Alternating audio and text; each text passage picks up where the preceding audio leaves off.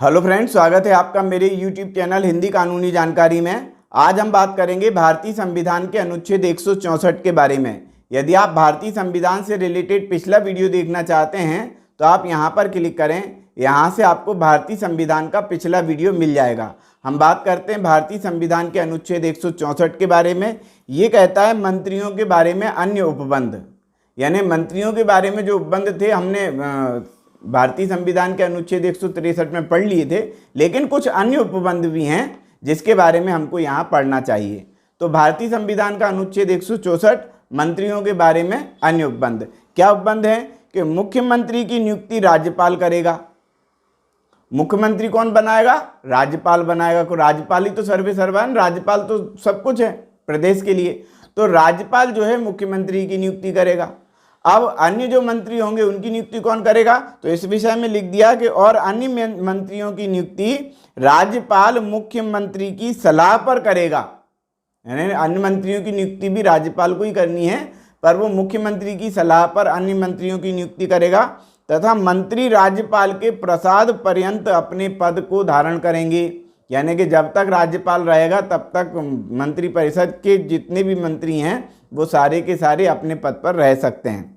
परंतु एक बात और यहाँ पर बता दी गई, परंतु छत्तीसगढ़, झारखंड, मध्य प्रदेश और उड़ीसा राज्यों में जनजातियों के कल्याण का एक भार साधक मंत्री होगा। यानी कि इसमें क्या है, ये जो राज्य बताएगा ना, उड़ीसा, मध्य प्रदेश और झारखंड, छत्तीसगढ़, इसमें क्या है कि अनुसूचित जातियों के, अनुसूचित जनजातियों के लोग भी रहते हैं। इनका भार साधक एक मंत्री बनाया जाएगा। यहाँ पर ये बात भी लिख दी गई। जो साथ ही अनुसूचित जातियों और पिछड़े वर्गों के कल्याण का या किसी अन्य वर्ग का भी भार साधक होगा। यानी कि अनुसूचित जाति, जनजाति, पिछड़ा वर्ग का एक मंत्री बनाया जाएगा जो सभी वर्गों के लिए कल्याणकारी कार्य करेगा। अब यहाँ पर एक का और एक खा और जोड़ दिए गए। पॉइंट नंबर 1 ही पढ़ा है अभी हमने, तो पॉइंट नंबर 1 में पॉइंट नंबर 1 का जोड़ दिया गया है और पॉइंट नंबर 1 का खा जोड़ दिया गया है। ये कब जोड़ा गया है? ये 91वां संशोधन हुआ था। कब हुआ था? ये 2003 में हुआ था। 2003 में किसकी सरकार थी? 2003 में अटल बिहारी वाजपेयी की सरकार थी। अटल बिहारी वाजपेयी ने सर्वोत्तम यानी सबसे अच्छा काम ये वाला किया था कि संविधान के अनुच्छेद 164 में ये 2 पॉइंट उन्होंने जोड़ दिए थे। ये 2 पॉइंट क्या कहते हैं? देखो, राजनीति बहुत तेज होती है, ये आप समझते हैं। मान लेते हैं कि मुख्यमंत्री को मुख्यमंत्री बनाने के लिए, यानी कि सरकार बनाने के लिए किसी पार्टी के पास कोई विधायक कम पड़ रहा है तो क्या करेगा? कोई भी विधायक को खरीद लेगा या विधायक को पैसे दे देगा या विधायक को ये कह देगा भैया हम तुमको मंत्री बना देंगे, कोई भी प्रलोभन दे देगा और उस विधायक को अपनी तरफ कर लेगा। उदाहरण के लिए समझ लें, कांग्रेस और बीजेपी 2 पार्टियां हैं। कांग्रेस की सरकार बनने वाली है। कांग्रेस की सरकार बनने के लिए कम से कम 2 विधायकों की और आवश्यकता है तो कांग्रेस की सरकार बन जाए। अब बीजेपी के जो विधायक हैं वो यदि 2 विधायक इधर आ जाते हैं तो कांग्रेस सरकार बना लेगी। तो क्या करना चाहिए बीजेपी के 2 विधायकों को? उनको प्रलोभन दे देना चाहिए या उनको कोई भी लालच दे देना चाहिए, ये कह देना चाहिए कि हम तुमको मंत्री बना देंगे, तुम इधर आ जाओ। अब ऐसे समय में बीजेपी के 2 विधायक यदि उस प्रलोभन में आकर के इधर आ जाते हैं तो बीजेपी को, अब देखो, जनता के साथ तो ये धोखा हो जाएगा ना। क्यों? क्योंकि जनता ने बीजेपी की सरकार बनाने के लिए या बीजेपी के लिए जो है वोट किए थे और विधायक तैयार किए थे।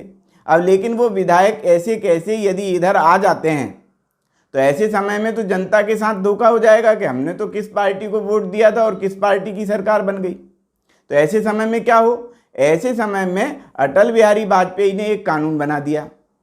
क्या कानून बना दिया?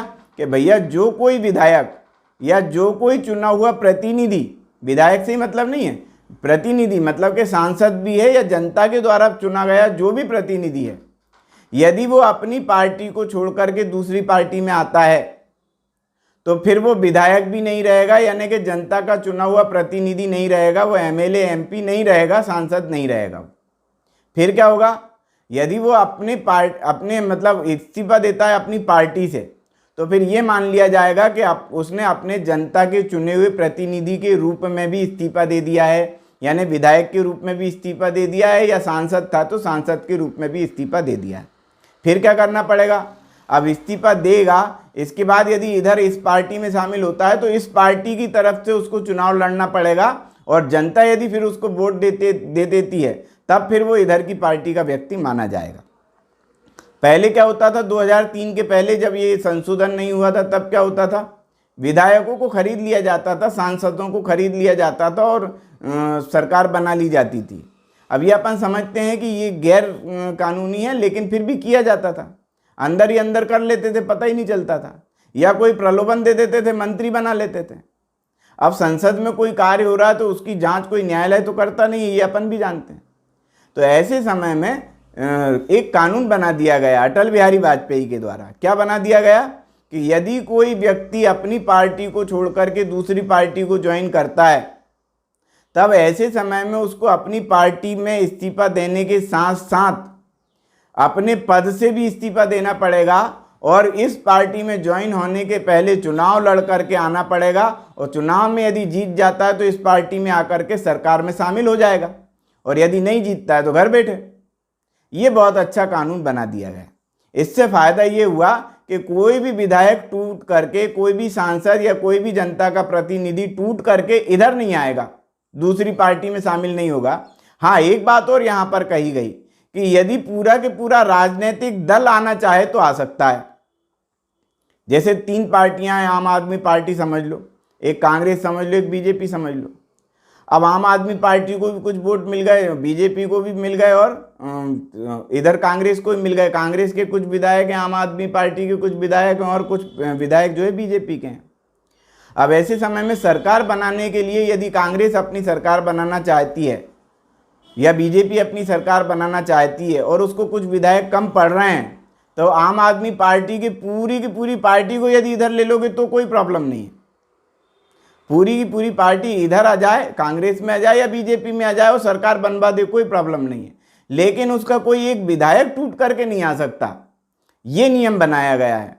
इससे बहुत सारे फायदे ये हुए कि प्रलोभन की राजनीति खत्म हो गई, साथ में ही खरीदने बेचने, विधायकों को सांसदों को खरीदने बेचने की जो राजनीति थी वो भी खत्म हो गई। अब जैसे ही सामने वाला इस्तीफा देता है, सामने वाला विधायक या सांसद इस्तीफा देता है, तो वो अपनी पार्टी से इस्तीफा देने के साथ साथ अपने पद से भी इस्तीफा देगा, दोबारा से चुनाव लड़ेगा, जनता यदि चुन लेगी तो ठीक है। ये नियम बना दिया गया। तो ये नियम जो है पॉइंट नंबर 1 और पॉइंट नंबर 2 में बताए गए हैं। पॉइंट नंबर 1 का क और पॉइंट नंबर 1 का ख, ये दोनों पॉइंट अलग से जोड़ दिए गए ताकि ये चीज़ें खत्म हो जाएं। ये कब किया गया? ये 2003 में किया गया, 91वां संशोधन संविधान में किया गया। किसकी सरकार थी उस समय? उस समय अटल बिहारी वाजपेयी की सरकार थी। यानी कि ये सबसे अच्छा काम किया गया। तो हम पढ़ लेते हैं इसमें क्या लिखा हुआ, समझ तो लिया अपन ने। अब अपन पढ़ लेते हैं कि क्या लिखा हुआ है। तो पॉइंट नंबर 1 का इसमें लिख दिया कि राज्य में मंत्री परिषद के मंत्रियों की कुल संख्या। एक बात और है यहाँ पर, संख्या वाली बात भी है। संख्या वाली बात क्या है कि क्या होता था कि जैसे कि सरकार बन गई, मान लें बीजेपी की या कांग्रेस की, किसी भी पार्टी की सरकार बन गई। अब कोई नाराज चल रहा है, साहब मुझे मंत्री बनाओ, मुझे मंत्री बनाओ, मुझे मंत्री बनाओ। अब मान लेते हैं अपने मध्य प्रदेश की बात करें तो मध्य प्रदेश में 230 विधायक हैं। 230 विधायक विधानसभा क्षेत्र पर चुनाव होकर के 230 विधायक बनते हैं। अब 230 विधायक बन गए, सभी कह रहे हैं कि हमको मंत्री बनाओ, हमको मंत्री बनाओ। तो सरकार ने 150-200 मंत्री बना दिए, तुम इसके मंत्री, तुम उसके मंत्री, तुम उसके मंत्री। तो भैया कितना भार वजन आ जाएगा मध्य प्रदेश पर। इसलिए अटल बिहारी वाजपेयी की सरकार ने एक और नियम बनाया है। क्या नियम बनाया कि यदि कोई सरकार है तो वह 15% मंत्री बना सकती है, इससे ज़्यादा मंत्री नहीं बना सकती। मान लेते हैं कि अपने यहाँ 230 विधायक हैं, तो 230 विधायकों का 15% कितना होगा, उतने मंत्री बन सकते हैं, इससे ज़्यादा मंत्री नहीं बन सकते। 15% का मतलब होता है 100 यदि विधायक हैं, 100 विधानसभा क्षेत्र हैं तो उन पर 15 मंत्री बनेंगे। 200 विधानसभा क्षेत्र हैं तो 200 विधायकों पर जो है टोटल कितने बन गए? 30 हो जाएंगे ना, 15 के दुगने 30, तो 30 विधायक मंत्री बन सकते हैं। अब अपने यहाँ 230 हैं तो 230 का 15% निकाल लो। इस प्रकार से यहाँ पर एक नियम और बना दिया गया कि बहुत सारे मंत्री नहीं बनाए जाएंगे। कितने मंत्री बनाए जाएंगे? टोटल 15% मंत्री ही बन सकेंगे। इसके अलावा में एक चीज़ और है, यदि कोई छोटा सा राज्य है तो उसमें क्या करेंगे भैया, छोटे से राज्य में मान लेते हैं कि 50 ही विधायक हैं, तो 50 विधायक का कितना 7.5% होता है, ज़्यादा से ज़्यादा 8 मंत्री बना लो। तब ऐसे समय में कार्य ही नहीं हो पाएंगे, सरकार अपने काम कैसे करेगी यदि मंत्री पूरे नहीं होंगे तो ऐसे समय में एक नियम और बना दिया गया कि कम से कम 12 जो है मंत्री बनाए जाएंगे। कम से कम तो 12 होंगे और अधिक से अधिक कितने होंगे? उस विधानसभा क्षेत्र के कुल विधायकों की संख्या का 15%। तो पॉइंट नंबर 1 का ये कहता है क्या कि राज्य में मंत्री परिषद में मंत्रियों की कुल संख्या मुख्यमंत्री को सम्मिलित करते हुए, इसमें मुख्यमंत्री भी शामिल होगा, मुख्यमंत्री को सम्मिलित करते हुए राज्य की विधानसभा सदस्य की कुल संख्या के 15% से अधिक नहीं होगा, 15% से ज़्यादा नहीं होगा। परंतु राज्य में कुल मंत्रियों की संख्या मुख्यमंत्री को सम्मिलित करते हुए 12 से कम नहीं होगी। यानी कम से कम 12 मंत्री बनाना अनिवार्य है। और ज़्यादा से ज़्यादा मंत्री बनाने के लिए ऐसा नहीं है कि सबको ही मंत्री बना दो, यानी कि 15% मंत्री बनाए जा सकते हैं। यानी कि 100 विधायक हैं 15 मंत्री बना लो, 200 विधायक हैं 30 मंत्री बना लो, 300 विधायक हैं 45 मंत्री बना लो। इससे ज़्यादा मंत्री नहीं बनाए जाएंगे। इससे ज़्यादा मतलब और भी यदि विधानसभा क्षेत्र में यदि ज़्यादा हैं तो बनाओ, 15% से ज़्यादा नहीं होना। अब पॉइंट नंबर 1 का खा, जो मैंने पहले समझाया था ना कि विधायकों को खरीद लिया, विधायकों को प्रलोभन दे करके इधर शामिल कर लिया और इधर उनको मंत्री परिषद दे दिया और जो है पार्टी ने जो है सब घालमेल कर लिया, इस तरह की बातें जो थी ना वो पॉइंट नंबर 1 के खा में दे दी गई, जो पहले समझा दिया आपको।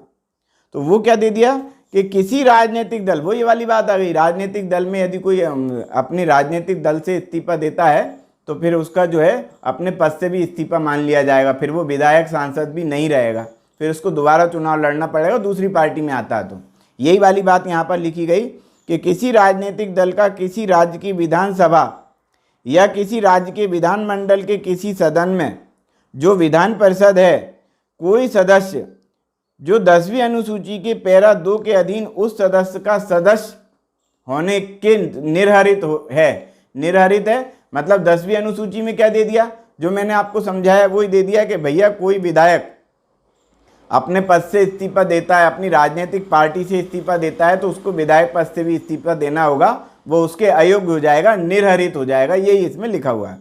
अपनी निर्हरिता की तारीख से प्रारंभ होने वाली और उस तारीख तक जिसको ऐसे सदस्य के रूप में पदावधि समाप्त होगी या जहां वह ऐसी अवधि की समाप्ति के पूर्व यथास्थिति किसी राज्य की विधानसभा के लिए या विधान परिषद वाले किसी राज्य के विधानमंडल के किसी सदस्य से निर्वाचन लड़ता है, उस तारीख तक उसको जिसको वह निर्वाचित घोषित किया जाता है, इसमें से जो भी पूर्वोत्तर हो अपनी अवधि के दौरान खंड 1 के अधीन मंत्री के रूप में नियुक्त होने के लिए भी अयोग्य हो जाएगा, निर्हरित होगा। यानी कि वो मंत्री भी नहीं रहेगा, जैसे ही उसने अपनी पार्टी से इस्तीफा दिया ना तो वो मंत्री रहेगा ना फिर वो विधायक रहेगा, उसको दोबारा चुनाव लड़े, दोबारा चुनाव जीते और चुनाव जीत के आए उसके बाद मंत्री बनेगा, उसके पहले वो मंत्री नहीं रहेगा। ये यहाँ पर कह दिया गया। ये हो गया पॉइंट नंबर 1 और 2 जिसमें संशोधन किया गया था, 91वां संशोधन 2003 में अटल बिहारी वाजपेयी की सरकार में।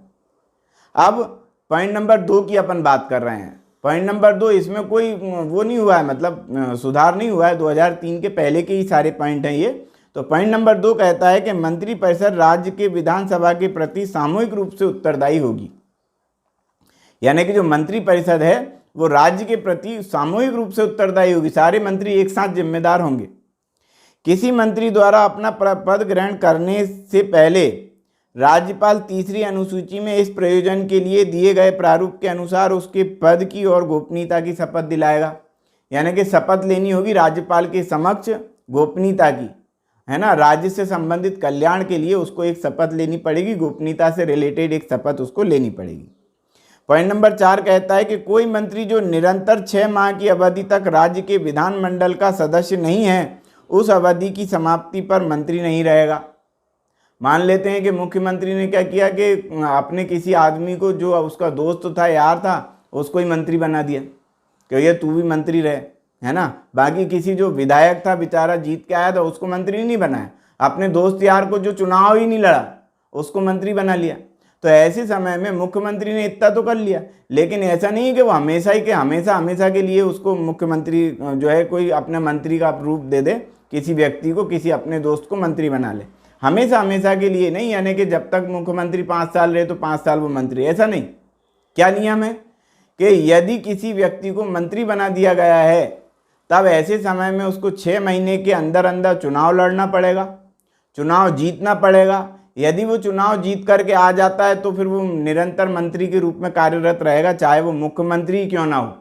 मुख्यमंत्री यदि सबने मिलकर किसी व्यक्ति को मुख्यमंत्री बना दिया, अब उसने चुनाव नहीं लड़ा तो उसको चुनाव लड़ना पड़ेगा, 6 महीने के अंदर अंदर जीत के आना पड़ेगा। ये यहाँ पर लिखा गया। क्या ये यही तो लिखा है कि जो निरंतर 6 माह की किसी अवधि में राज्य के विधानमंडल का सदस्य नहीं है, उस अवधि की समाप्ति पर मंत्री नहीं रहेगा। ना तो मंत्री रहेगा, यदि मुख्यमंत्री के रूप में तो मुख्यमंत्री भी नहीं रहेगा। 6 महीने के अंदर अंदर चुनाव जीत के आना पड़ेगा उसको। मंत्रियों के वेतन और भत्ते ऐसे होंगे जो उस राज्य की विधानमंडल विधि द्वारा समय समय पर अवधारित करे, और जब तक उस राज्य की विधानमंडल इस प्रकार अवधारित नहीं करती है तब तक ऐसे होंगे जो दूसरी अनुसूची में विनिर्दिष्ट हैं। क्या कह दिया कि जितने भी वेतन भत्ते मंत्रियों को मिलते हैं, वेतन भत्ते पेंशन वगैरह जो भी मिलता है, वो सारा के सारा कैसा होगा, जो राज्य की विधानमंडल, इस राज्य की जो विधानमंडल है, राज्य की जो विधानसभा है, विधान परिषद है, वो मिलकर के डिसाइड करे। और जब तक वो डिसाइड नहीं करती, जब तक दूसरी अनुसूची में जो वेतन भत्ते बताए गए हैं वो मिलेंगे। ये यहाँ पर बता दिया गया। तो आज हमने अध्ययन किया भारतीय संविधान के अनुच्छेद 164 के बारे में। यदि आप भारतीय संविधान से रिलेटेड अगला वीडियो देखना चाहते हैं तो आप यहाँ पर क्लिक करें। यहाँ से आपको भारतीय संविधान का अगला वीडियो मिलेगा। CRPC, IPC और भारतीय संविधान से रिलेटेड संपूर्ण वीडियो यहीं से आपको मिल जाएंगे। तो आज की वीडियो में इतना ही। वीडियो यदि आपको पसंद आया हो तो वीडियो को लाइक करें, शेयर करें, कमेंट्स करें, और यदि आपने हमारे चैनल को अभी तक सब्सक्राइब नहीं किया है तो चैनल को सब्सक्राइब कर लें, बेल आइकॉन प्रेस कर दें ताकि अगली वीडियो का नोटिफिकेशन आपको मिल सके। ये वीडियो देखने के लिए बहुत बहुत धन्यवाद।